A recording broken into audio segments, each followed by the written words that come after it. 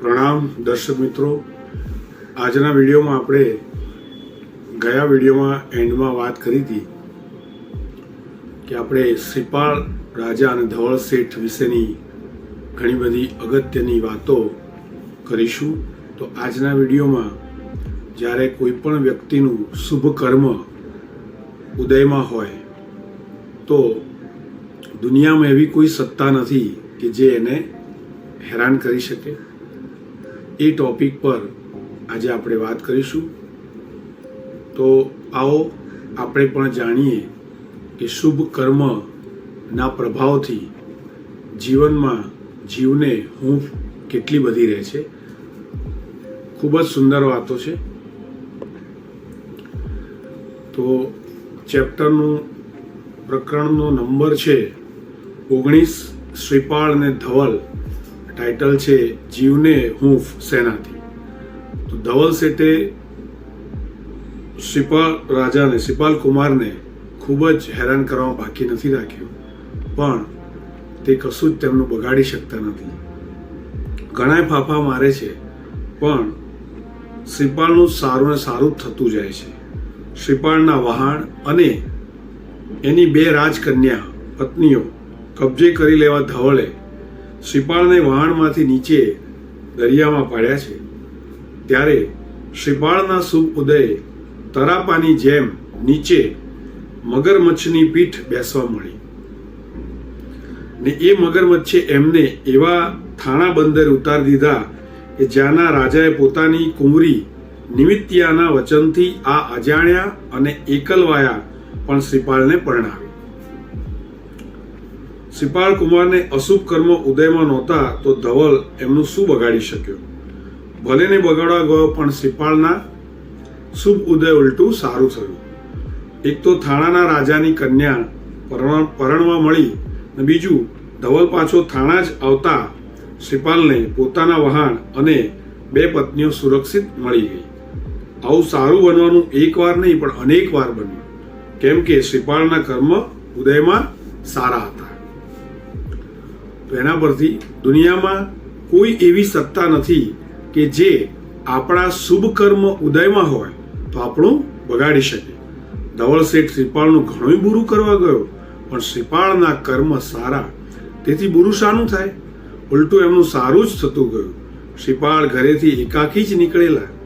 તે ભરૂચમાં આવેલા સસરાના નામથી પોતાની ઓળખ ન રૂચી તે પુરુષાર્થ કરવા નીકળ્યા હતા.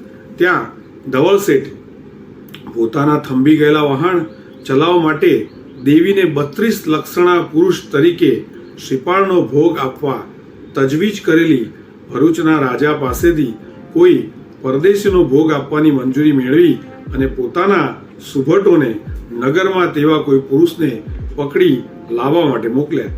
સુભટોએ શ્રીપાળને સુલક્ષણોને એકાકી દેખી પૂછ્યું, કોણ છે ભાઈ તું? ક્યાંનો વતની? શ્રીપાળ કહે, હું પરદેશી છું. એમ, ચાલ ત્યારે, તારો કાળ આવી લાગ્યો છે. રાજાની મંજૂરીથી અમારા શેઠને દેવી આગળ તારો ભોગ આપવો છે.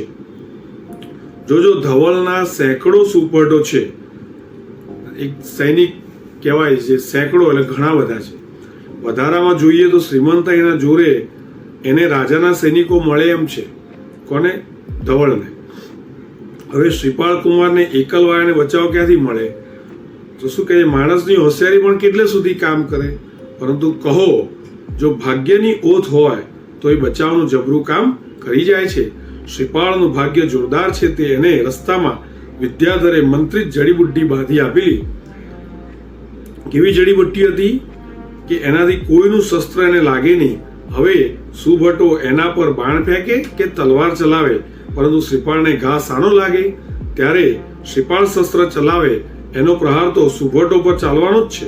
છતાં એ દયાળુ છે, એટલે કોઈને મારી નાખવાના પ્રહાર કરતા નથી. માત્ર હેઠા પડે કે ભાગી જાય એટલો જ ચમકારો બતાવે છે. સુભટો વિચારા હારી ગયા. તે ભાગીને શેઠ ધવલને બોલાવી લાવ્યા. ધવલ શેઠે પણ જોયું કે માન ન માન, પણ આ કોઈ દૈવી સહાય વાળો મહાન પુરુષ છે. માટે હવે તો એ જ મારા વહાણ રોકનારી સિકોત્તરી દેવીને હટાવી શકે, માટે લાવ એને પ્રાર્થના કરો. બધા જ પ્રયત્નો કર્યા પણ સફળતા ના મળી, એટલે શું લાગ્યું કે ભાઈ આ તો કોઈ વિશિષ્ટ દૈવી પુરુષ લાગે છે. તેથી હવે એના જે અટકી ગયેલા વાણ માટે એ પગમાં પડે છે. બોલો, એક ક્ષણની અંદર જેને પકડીને બલિ તરીકે મારી નાખવાનો ભાવ બીજી ક્ષણે કર્મ કેવું નચાવે છે કે બીજી ક્ષણે પાછું એના પગમાં પડીને પ્રાર્થના કરવા માટે આ જીવ તૈયાર થાય છે. ભાગ્ય જોર કરતું હોય તો મોટો માતબર વૈભવી પણ વૈભવ વિનાનાને પગે પડતો આવે. મોટા વૈભવી ધવલ શેઠ એકલ દોકલ એવા શ્રીપાળનું હવે ચાટું કરવા લાગે છે. હે ભાઈ, તમે તો મહાપુરુષ છો, અમે તમને ઓળખ્યા નહીં, તેથી અમારી ભૂલ થઈ, માફ કરજો. ઓહો, આ જગતમાં મહાન પુરુષો કેવા ઉદાર હોય છે. તમને શી વાર હતી? ધાર્યું હોત તો મારા બધા સુબટોને તમે પલ્લો પહોંચાડી દીધા હોત, પણ આપણી ઉદારતા અને મહાનતા કેવી એ તમે એકને પણ માર્યા નહીં. ધન્ય છે જીવન, ધન્ય અવતાર, તમારું કેવું મોટું મન. ત્યારે હે ભાઈ, મારા વહાણ દેવી સિકોતરી અટકાવી દીધા છે, તે તમે ન ચલાવી આપો? હું તમારે પગે પડું છું, આજીજી કરું છું, આટલું મારું કામ કરી આપો. તમે તો દેવતાય પુરુષ છો. એ આ બધું આપણે કહીએ ને મસ્કા પોલીસ એમ ચાટું કરવા માંડ્યા, એટલે વિનંતી કરવા માંડ્યા, કરગરવા માંડ્યા. કેવો ગરીબડો થઈને ધવલ શેઠ કાલાવાલા કરી રહ્યો છે. શ્રીપાળનું ભાગ્ય જોર કરે છે, એટલે એમની સામે મોટી સમૃદ્ધિને સુભટો વાળો તથા રાજાની હૂંફ વાળો પણ ધવલ શેઠ એમનું કાંઈ જ ખરાબ કરી શકતો નથી. અંતે પગે પડી ચાટું કરે છે. ત્યારે વિચારો, જીવન જીવતા કોનો સહારો લેવા જેવો? વૈભવ સામગ્રીને જાત વડાઈનો કે ભાગ્ય મજબૂત કરી આપે એવા ધર્મનો? ધવલ શેઠ પાસે ઘણો ધન વૈભવ અને સુભટ સામગ્રી હતી, પણ એનો સહારો રાખીને એનું શું મળ્યું? એને અંતે શું મળ્યું? મહાવીર ભગવાનનો જીવ, આપણે મહાવીર ભગવાનના જીવની વાત કરીએ. મહાવીર ભગવાનનો જીવ ત્રીજા ભવે મરીચી. તે દાદા ઋષભદેવ પ્રભુના સમવસ્ત્રની સમૃદ્ધિ જોતા જ વિચારે છે કે મારા પિતા ભરત મહારાજા મોટા ચક્રવર્તી, એમના ઘેર આ સમૃદ્ધિનો જોટો નથી. આવી અનુપમ સમૃદ્ધિ મારા દાદા પ્રભુ ઋષભદેવને છે, તે ધર્મના પ્રતાપે છે. સંસારમાં સમૃદ્ધિ માત્ર ધર્મને પરતંત્ર, તો પછી હું ધર્મને પરતંત્ર એવી સમૃદ્ધિના શરણે બેસી રહેવાને બદલે મૂળ ધર્મનું જ શરણ કા ન લઉં? મૂળને છોડી ડાળને સાચવતા કોણ બેસે? એટલે આમાંથી શું શીખવાડે કે મૂળ જે એને પકડવાનું, ડાળીઓને નહીં પકડવાની. બરાબર? એટલે કે ધર્મથી જ સુખ સાહેબી, પૈસો આ બધું છે. તો ધર્મ શું કરવા ના કરવું? કારણ કે જો આટલી સુખ સામગ્રી, સુખ સગવડ બધી હતી, છતાં એને છેલ્લે શુભ કર્મના ઉદય પામેલા આ શ્રીપાળ શેઠને નમવું પડ્યું. તો એને એ ખ્યાલ આવી ગયો કે ખરી મજા તો શુભ કર્મ ને લીધે છે, તો એ શુભ કર્મ ધર્મને લીધે છે. રાઈટ? તો અત્યારે આપણે જે આજીવિકા કમાવા માટે જવાનું છે ચોક્કસ, પણ લાલચ કરીને ખૂબ જ સુખ સાહેબી વાળા બંગલા, ગાડી, મોટર, બેંક બેલેન્સ આ બધું જે બનાવવાની લાલચમાં માણસ આખો દિવસ પૈસા કમાવાના વિચાર અથવા તો પૈસા કમાવા દોડ્યા કરવું, અને એ પૈસા જેના લીધે છે તે વસ્તુ માટે 5 મિનિટ પણ ન આપવી, તો એ મૂર્ખતા ભરેલું કામ આપણે આજથી આ સાંભળીને, સમજીને, વિચારીને લિમિટેડ કરીશું અને બાકીનો સમય ધર્મને આપીશું. એ રીતે આપણે ધર્મની પ્રવૃત્તિઓ શરૂ કરવાની. બસ જીવનમાં ધર્મનો જ સહારો લેવા જેવો છે, ધર્મને જ શરણે જવા જેવું છે. એ વિચાર પર મરીચી વૈરાગ્ય પામી ગયો અને ચક્રવર્તીના ઘરના સમૃદ્ધિ સુખ છોડી એણે પ્રભુનું ને પ્રભુના ધર્મનું શરણું લીધું. એટલે સંસાર છોડી પ્રભુ પાસે ત્યાં જ ચારિત્ર લઈ લીધું. સહારો કોના લેવા જેવો? સહારો કોનો લેવા જેવો? હાય પૈસા, હાય દુકાનનો કે ધર્મનો? તમને હૈયે હૂંફ શાના પર? પૈસાથી હૂંફ કે ધર્મથી? ભાગ્યના જોર વિના તો ફાંફા મારવાના છે, અને ધર્મ વિના ભાગ્ય જોરદાર બનતું નથી. શ્રીપાળ કુમારનું ભાગ્ય તો જોર કરે જ છે, પણ એની સાથે એમના દિલમાં ધર્મ તરીકે ક્ષમા, ઉદારતા, પરોપકાર વૃત્તિ પણ જોર કરે છે. મૂળથી આ ગુણો એમાં વળી નવપદની આરાધનાએ એના શ્રદ્ધાબળના ગુણ સાથે ક્ષમા, ઉદારતા આદિ ગુણોમાં વિશેષ વૃદ્ધિ કરેલી. નવપદ એટલે અરિહંત સિદ્ધ આચાર્ય ઉપાધ્યાય સાધુ એ દેવગુરુના દર્શક 5 પરમેષ્ઠી પદ અને સમ્યક દર્શન જ્ઞાન ચારિત્ર તપ એ 4 ધર્મના દર્શક પદ એમ કુલ 9 પદ એની શ્રીપાળે સુંદર આરાધના કરી છે. હાલમાં પણ આપણે અત્યારે અહીંયા જ્યારે આ વિડીયો બનાવી રહ્યા છે ત્યારે પણ 9 પદની હોળી ચાલે છે. તો ખૂબ જ સુંદર જોગાનું જોગ હોળી દરમિયાન જ આપણે આ ટોપિક આવ્યો, રાઈટ. અને આ જે શ્રીપાળ રાજા છે એમાં પ્રેરક બની છે કોણ? તો કે પત્ની મૈણાસુંદરી. એ ખરેખર ધર્મપત્ની છે. ધર્મપત્ની કોને કહેવાય? કે જે ધર્મમાં પ્રેરે એ ધર્મપત્ની. બાકી તો કર્મપત્ની, દગો દેનારી પત્ની, મોહરૂપી વિષના કટોરા પાઈ પાઈને પાપ કર્મના પોટલા બંધાવનારી હોય એ કર્મપત્ની. ઋષભદાસ કવિ કહે છે, વિશ્વાસે વહાલા કીધા પિયાલા ઝેરના પીધા પ્રભુને વિસારી દીધા રે સંસારિયામાં. કામિનીએ વસ કીધો ઘરને ધંધે ઘેર લીધો ઋષભદાસ કહે દગો દીધો રે સંસારિયામાં. સગુ તારું કોણ સાચું રે સંસારિયામાં. તો જે પતિ પત્નીને પરસ્પર ધર્મના સંબંધ નથી, ધર્મની પ્રેરણા નથી દેવાની, એ એકબીજા પર ભાષે વિશ્વાસ મૂકી અન્યને વહાલા કરે છે અને મોહરૂપી કાતિલ ઝેરના પ્યાલા પીએ છે અને પાય છે, એ પીવામાં એવા ગાઢ મગ્ન છે કે ત્યાં પ્રભુને યાદ કરવાની વાત નથી. પછી જીવનભર આ ઝેર પી પીને બાંધેલા કર્મના પોટલા સાથે મરીને રવાના થઈ દશા કઈ? અહીં એકબીજાથી બહુ હૂંફ માનેલી તે મરણ સમયે ને પછી પરલોક સિધાવે ત્યાં પરસ્પરની હૂંફ મળે ખરી? પતિ કે પત્ની માનવ છતાં જો જનાવર કૂતરા કૂતરીની જેમ એકલા મોહવિષના કટોરા પાવા પીવાનું જ કરે ને ધર્મના અમીપાન કરાવવાની કોઈ વાત જ નહીં, તો એ કર્મપતિ અને કર્મપત્ની જ બને ને. મૈણાસુંદરી સાચી ધર્મપત્ની છે. પતિ શ્રીપાળ કુમારને ધર્મગુરુ પાસે લઈ જઈ નવપદની સમજ અપાવનારી બની છે. સાથે રહીને નવપદની આંબેલ તપથી આરાધના કરાવનારી બની છે.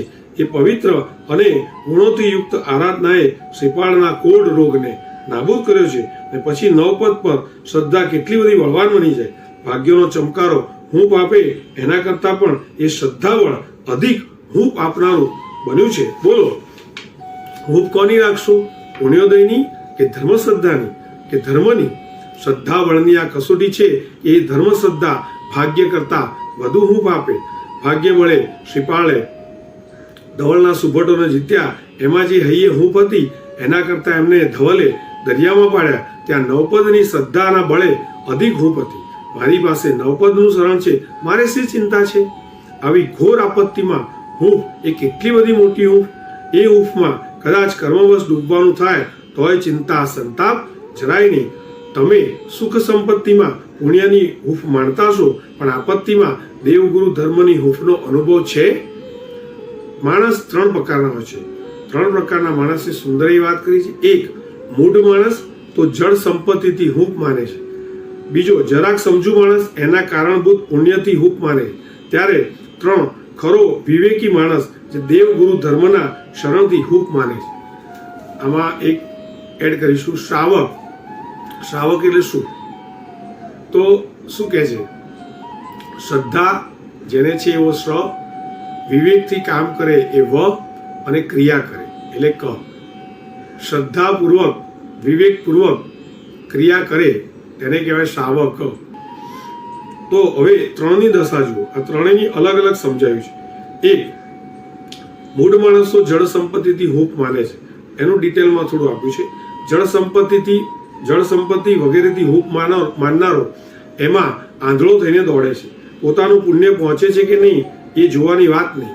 એ આંધળી દોડમાં પુણ્ય ખૂટે એવી પછાડ ખાય છે કે બીજા ઉપર ભારે દ્વેષ અને કલ્પાંતનો પાર નહીં. ત્યાં આર્તધ્યાનના અઢળક આંદોલનથી પીડાય છે. પરિણામ, પેલું પુણ્ય તો ચટણી કર્યું તો કર્યું, પણ નવી સિલકમાં પાપની જ ભરતી. પહેલા આંધળી દોડ વખતે કરાતા અને પછી કલ્પાંત વખતે કરાતા અઢળક આર્તધ્યાનથી તિર્યંચ ગતિના ભરચક પાપ ભાતાની ભરતી ન થાય તો બીજું શું થાય? વધારે મૂળતા હોય તો રુદ્ર ધ્યાનથી નરકના ભરપૂર ભાતાની કમાઈ થાય છે.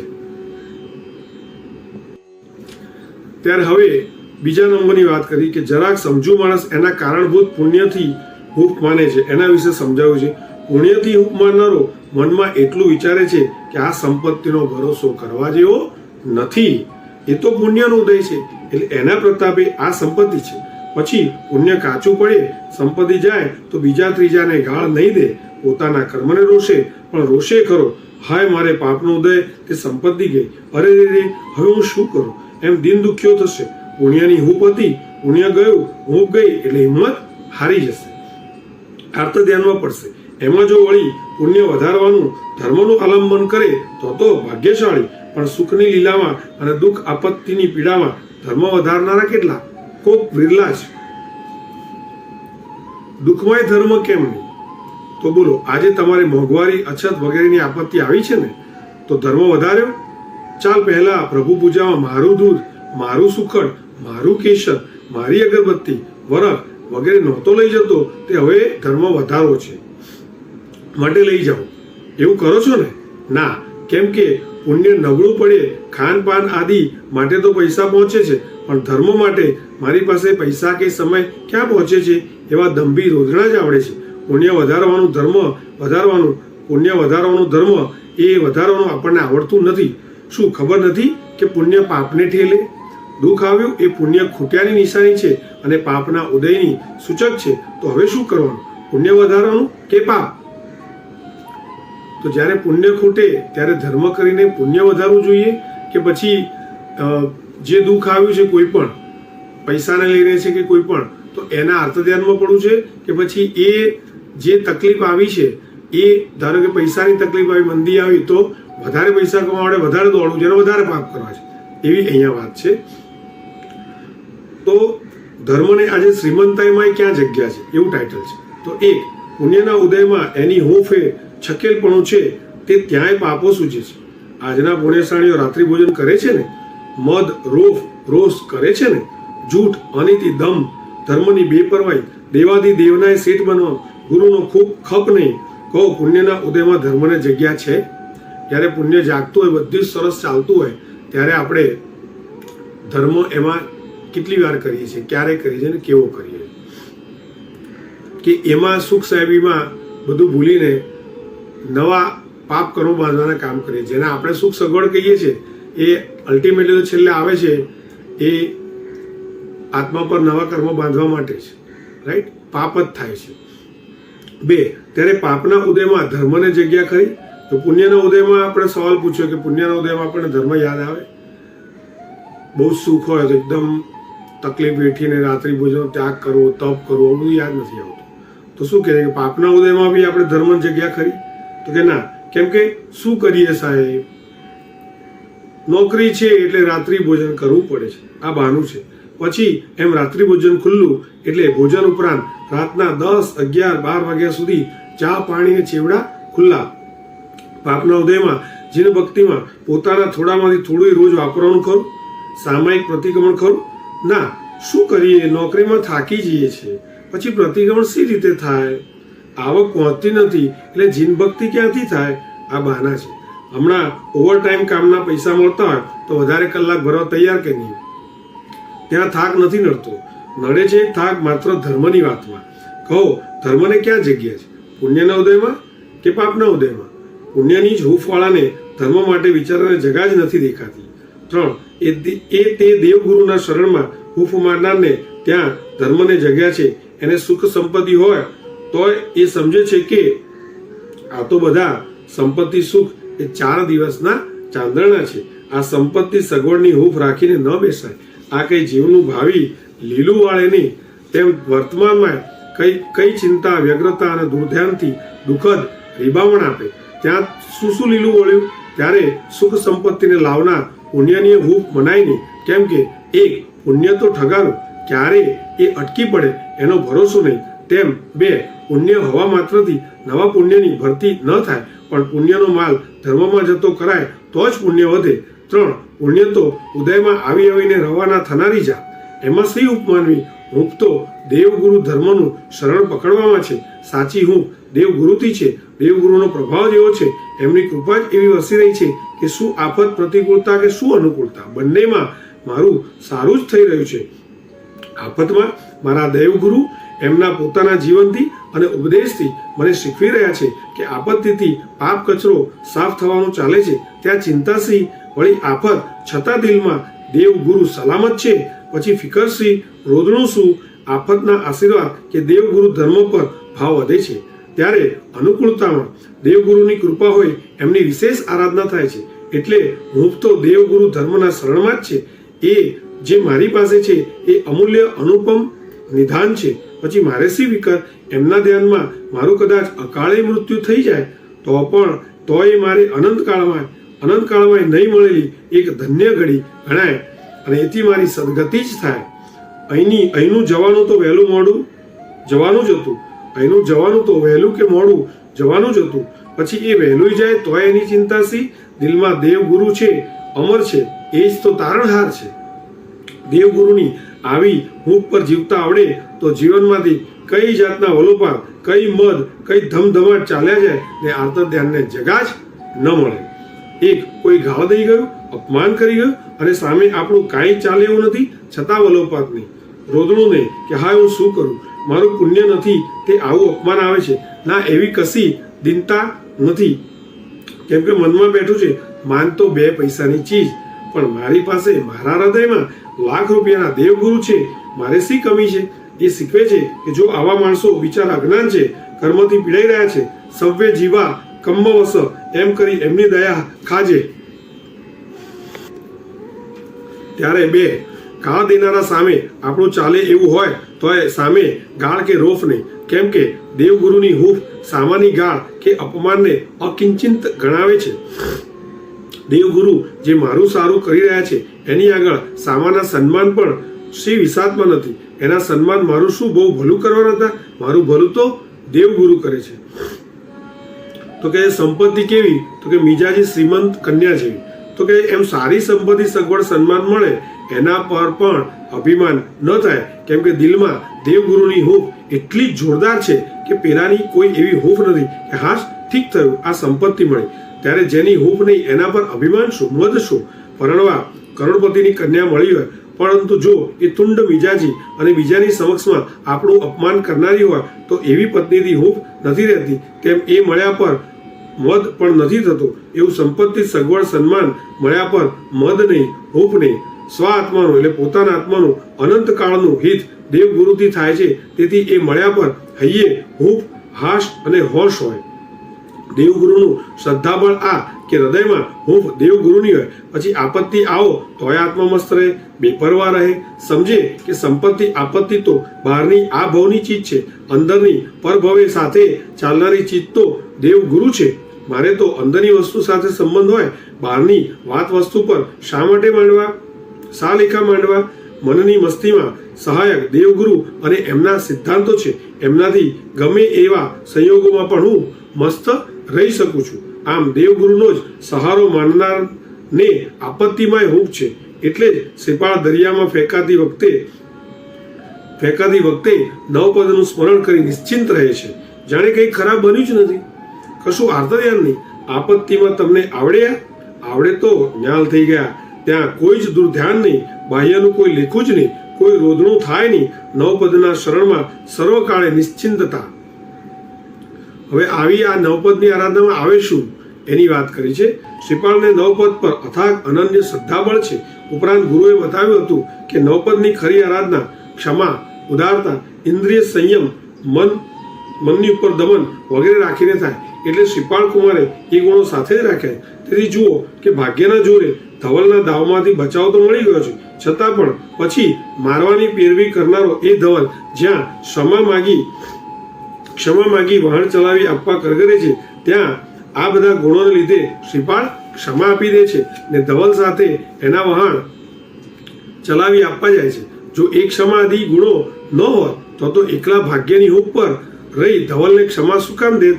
ધવલે તો મારી નાખવાની પેરવી કરી હતી તો શ્રીપાળ એના વહાણો જ કબજે કરત ને, અથવા મોટો માણસ એવું બીજાનું પડાવી લેવાનું ન કરે તો પણ ધવલને ધુતકારી તો કાઢત. શું કહે નહીં કે નાલાયક કયા માટે વહાણ ચલાવી આપવાનું મને કહેવા આવ્યો છે, ઉઠ હાલ તો થાય હતી. પણ ના, શ્રીપાળ પાસે ભાગ્યના જોર પર હૂંફ નથી, નવપદની શ્રદ્ધા પર હૂંફ છે.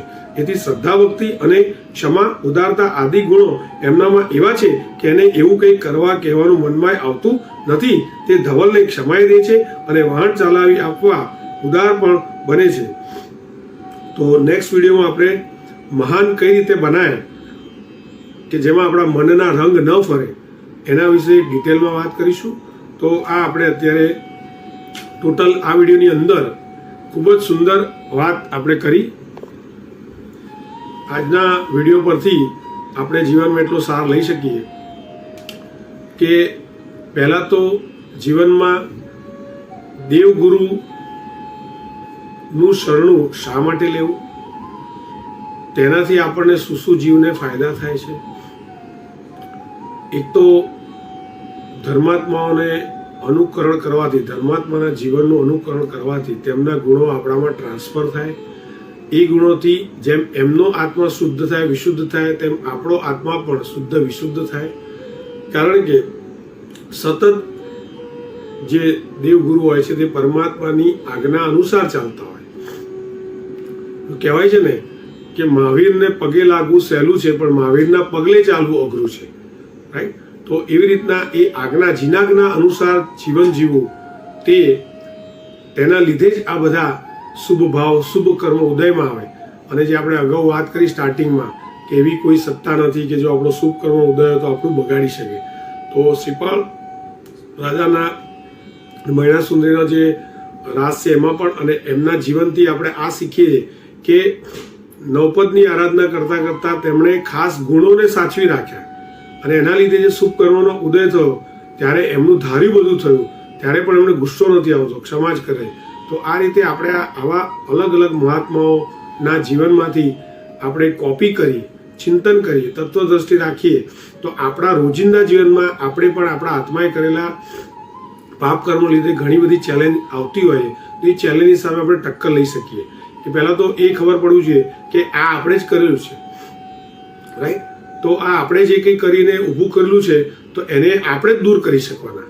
હા, બીજા બધાનો આલંબન લેવાય, સલાહ લેવાય, સૂચન લેવાય, તેનાથી ટ્રાન્સફર થઈને આપણે એ વિચારાય કે ભાઈ સૌથી પહેલાં તો મારી ભૂલ કબૂલી આચાર્ય ભગવાન પાસે ભવાલોચના લઈએ.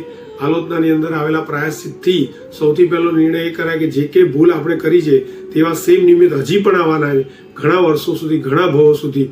તો એ બધા માટેની એક જ ક્લેરિટી કરીએ. એ ક્લેરિટી ભવ મોક્ષ ના થાય ત્યાં સુધી આપણે સાથે રહે અને એ રીતે આત્મા પરના કરોડો અબજો જેટલા ભવના કર્મોના લીધે જે ગૂંચળું વળી ગયું છે એ ગૂંચળું ધીમે ધીમે ખુલતું થઈ અને એક સમય પ્રભુ મહાવીર સ્વામી જેવું જ આપણે પોતે પોતાનું જીવન થઈ જાય. પ્રભુ મહાવીર હંમેશા દરેક આચાર્ય ભગવાનોના અલગ અલગ વ્યાખ્યાનમાં અમે સાંભળીએ ત્યારે પ્રભુ મહાવીર એમ કહે છે કે ભાઈ હું કોઈના જેવો નથી બન્યો, હું મહાવીર હતો ને મહાવીર બન્યો. તમે તમારા જેવા બનો, મીન્સ કે તમે ને હુંમાં કોઈ ફરક નથી. મેં જે મારા આત્મા પર લાગેલા કર્મોને તોડ્યા ભવ સુધી મહેનત કરીને, પુરુષાર્થ કરીને, તે સત્યને ધ્યાનમાં રાખી અને ડગ્યા વગર શ્રદ્ધાપૂર્વક જે કાર્ય તેમણે કર્યા તે જ વસ્તુ સહન કરી ઉપસર્ગ છે કે કંઈ પણ છે. તો બીજા પર પ્રેમ ભાવ રાખી અને આપણે આપણી જાતને દોષી ગણી અને આપણા આત્મા પરના લાગેલા કર્મ ઝાડ આપણે તોડવાની, કરોળિયાનું ઝાડું જેમ હોય તો એ તોડતા અંદરથી એવો આનંદ થાય કે આપણને એમાં આપણે ખેંચાતા જઈએ, એ આકર્ષણમાં ખેંચાતા જઈએ અને બહારની વ્યક્તિઓ સાથે, બહારના સંયોગ સામે આપણો ધીમે ધીમે સંપર્ક તૂટતો જાય અને એ તૂટતા પછી જ્ઞાનમાં આપણે પોતાના આત્મજ્ઞાનમાં મગ્ન થઈ જઈએ, લીન થઈ જઈએ, પરબ્રહ્મમાં લીન થઈ જઈએ ત્યારે અંદરનો આનંદ એવો છે કે ક્યારે એ એક્સપાયર થતો નથી. એકવાર એ યાત્રામાં ગયા પછી બહારનું કંઈ આપણને નડતું નથી. તો એ આપણે ગયા વિડીયોમાં પણ સમજાયેલું બહારનું શું છે. ઇવન આપણા આત્મા એક જ સ્પષ્ટિક, બધાના આત્મા સુંદર સ્વચ્છ જ છે, નિષ્પાપ છે, સ્ફટિક જેવા ક્રિસ્ટલ ક્લિયર છે. તો આ આત્મા જે છે ત્યાં બહારથી આપણે અત્યારે બહારનું જોઈએ એટલે બહારમાં ફરીએ છીએ. બહારનું એટલે કે શરીર એ પણ બહારની વસ્તુ છે, પરદ્રવ્ય છે, પર પદાર્થ છે. એવી રીતના બહારના જળ સંયોગો, બહારની વ્યક્તિ, બહારની બધી જ ઈચ્છાઓ જે નાશ પામનાર દરેક વસ્તુ છે એ જળ સંયોગો એ બધું બહારનું જ છે. આત્માની જોડે કંઈ લેવા દેવા નથી. તો એ બધું એટલું સરસ ડીપમાં વિચારતા આપણે ધીમે ધીમે પોતાના આત્માને ઓળખીએ અને આપણે પણ જે એકચ્યુઅલ આપણો આત્મા છે, બરાબર, જે પરમાત્મા જેવો જ છે એ આપણે ઓળખી તો એવા સેમ થઈ જઈએ. પ્રભુ વીરના ધ્યાને પ્રભુ વીર બની જઈએ, અરિયનના ધ્યાને અરિયન બની જઈએ. તો આ રીતે ધીમે ધીમે ઝીણું રોજ વિચારતા આપણે ચોક્કસ ઘણા આત્મિક સૌંદર્ય અને આત્માની શાંતિ તરફ વળીએ એટલે મન શાંત થઈ જાય તો બધો થાક ઉતરી જાય. તો આ બધો થાક અને આ બધો જે ભાર છે એ બધો આપણે પૂર્વભાવમાં કરેલા અનાદિકાળના કુસંસ્કારો લીધે છે. તો એ કુસંસ્કારોને તોડવાની સીધી સચોટ ઉપાય એ પ્રતિક્રમણ છે. પ્રતિક્રમણ એ પ્રાયશ્ચિત કરતા બી પ્રતિક્રમણ એટલે જે કંઈ કરેલા પાપ છે એના મૂળ સુધી જઈ અને મૂળને ધોવાના સંસ્કારની ઘટના છે. તો એ એમાં આપણે આગળ વધીશું એકદમ વીર્ય ઉલ્લાસથી, ખૂબ જ શક્તિપૂર્વક અને ખૂબ જ અંતરમાં રોજેરોજના કરેલા પાપને યાદ કરીને એ પાપ ફરીથી નહીં કરવાની આજ્ઞા સાથે આપણે ફોકસ કરીશું અને એ રીતે પ્રતિક્રમણ કરીશું તો આપણા પ્રતિક્રમણનો બી લેખે લાગશે. અને એવા પ્રતિક્રમણની જ જરૂર છે. એવું જ પ્રતિક્રમણ પરમાત્માએ કીધું છે કરવાનું કે વારે ઘડીએ કરેલા એકના એક પાપની માફી રોજ ના માંગવી પડે અને એ પાપ જતું રહે. એ પાપના મૂળમાં જે આપણા દુર્બુદ્ધિના સંસ્કાર છે, પોતાના માલિકીનો ભાવ છે. જેમ કે એક જ વસ્તુ કહું, કોઈના પર ક્રોધ થાય તો આપણે જોઈએ, નિરીક્ષણ કરીએ, આત્મનિરીક્ષણ. અડધો કલાકમાં પહેલી 12 મિનિટ છે એમાં બધું સરસ ગયું સામેવાળા જોડે, અને પછી 13મી મિનિટે આપણામાં ગુસ્સો આવ્યો કે ભાઈ ત્યાં એ વખતે એવું વાત કરી કે ભાઈ આ વસ્તુ તમારી બરાબર નથી. તો આપણે એ મનમાં ગુસ્સો ક્યારે આવ્યો? એ 13મી મિનિટે. કેમ આવ્યો? કે આપણા મનમાં આપણી ઇમેજ ઊભી કરી કે હું જ સાચો, બરાબર. તો એ ઇમેજને જ્યારે ધક્કો લાગ્યો, એ સામેવાળી વ્યક્તિ ચેલેન્જ કરી કે ભાઈ તમે એકલા જ સાચા, આ વસ્તુ ખોટી જ તમારી. તો એ સ્વીકારવા મન તૈયાર થતું નથી. તો એના લીધે આ બધા જ પ્રોબ્લેમ થાય. પછી એક ક્ષણ આપણે ચેક કરવાની છે કે 13મી મિનિટે મારી ક્ષણ હતી જેમાં મને ક્રોધ આવ્યો. એ ક્રોધ વધતા બાકીની 12 મિનિટની અંદર એટલી બધી હદે વધ્યો કે મારી જેવું થઈ ગયું, મગજમાંથી જેવું તેવું બોલાઈ ગયું આપણે.